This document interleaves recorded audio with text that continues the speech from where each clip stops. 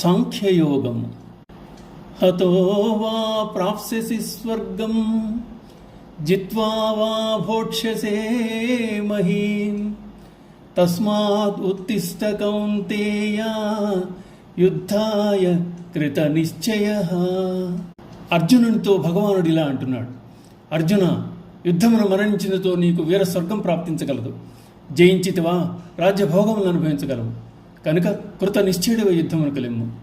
ఈ సందర్భంలో ధర్మబద్ధమైన యుద్ధమునందు వీరుడు జయించినతో రాజ్యమును, మరణించిన ఏళ్ల స్వర్గమును ఎట్లు పొందగలడో అట్లే మానవుడు మాయను లేక అవిద్యను జయించుటకై సలుపు అంతర్ముఖ పోరాటమును జయించినతో మోక్షమును, మరణించిన ఉత్తములొక ప్రాప్తిని పొందగలడు అంటున్నాడు.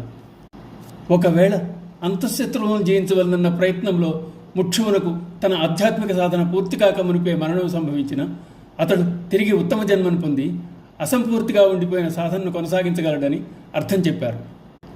అందుచేత మోక్షకాంక్ష గలవారు నిశ్చల బుద్ధితో ముందుకు సాగిపోవాలని తెలుపుతున్నాడు. ఈ మర్మమును అర్జునుడికి చెప్పినట్లు చెప్పి భగవానుడు లోకములకు బోధ చేస్తున్నాడు. కృత నిశ్చయ అనడంలో లక్ష్యము సాధించే వరకు దృఢమైన నిశ్చయంతో కొనసాగించవాలని, పట్టుదల లేకున్నా మాయ క్రిందకు తోసివేయగలదని భావం. అందుకే సంసార సాగరమును క్షణికములైన సుఖముల కొరకు ప్రాకులాడుతున్న ప్రాణులను భగవానుడు నేను ఉద్ధరించేదను లెమ్ము ఉత్తిష్ట అని పలికి జాగరూకులై ఉండుటకు ప్రోత్సహిస్తున్నాడు. సుఖ దుఃఖే సమే కృత్వా లాభాలాభౌ జయాజయౌ తతో యుద్ధాయ యుజ్యస్వ నైవం పాపమవాప్స్యసి. అర్జున, జయాపజయములను, సుఖదుఖములను, లాభనష్టములను సమానముగా భావించి యుద్ధమునకు సన్నద్ధుడోకము.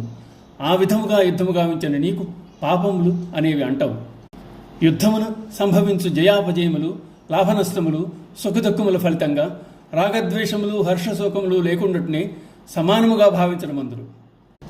సుఖము కలిగినప్పుడు పొంగిపోయి, దుఃఖము వచ్చినప్పుడు కృంగిపోక సమభావంతో ఉండాలి. కర్మ చేయుచును పాపం అంటని విధం సమబుద్ధి కలిగి ఉండడమే. కర్మ చేయడం అనేది బంధహేతువు కాదు, జన్మకారకం అంతకన్నా కాదు. దోషం కర్మయందు లేదు, కర్మ చేయు విధానం ఉంది కలదని పెద్దలు చెప్తారు. అందుచేత కర్మను సమత్వభావంతో ఆచరించాలి.